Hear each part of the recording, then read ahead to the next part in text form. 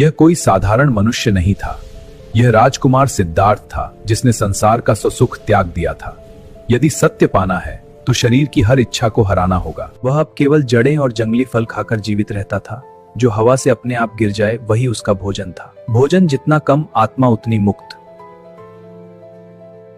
उसके वस्त्र अब राजसी नहीं थे। कभी पेड़ की छाल, कभी फटे चीथड़े, कभी मृत पशुओं के बालों से बने कंबल। जिसे संसार सुंदरता समझता है वह केवल भ्रम है। वह अपने शरीर को पीड़ा देता था, घंटों नहीं दिनों तक एक ही मुद्रा में बैठा रहता।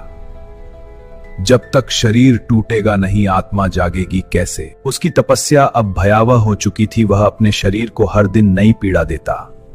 यदि कष्ट ही मुक्ति का मार्ग है तो मैं हर पीड़ा स्वीकार करता हूं। उसने शरीर की इतनी उपेक्षा की कि वर्षों तक उसके शरीर पर मैल जमती रही। यह शरीर मिट्टी है, इसे सजाने का क्या अर्थ है? वह ऐसे जंगल में रहता था जहां जाने का साहस कोई नहीं करता था। जब सर्दी असहनीय हो जाती तब भी वह खुले आकाश के नीचे बैठा रहता है। यदि मन स्थिर हो तो मौसम कुछ नहीं कर सकता।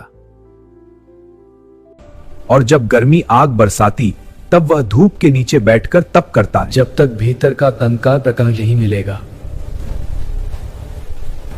वह श्मशान में रहता, मृतकों की हड्डियों को तकिया बनाकर सोता।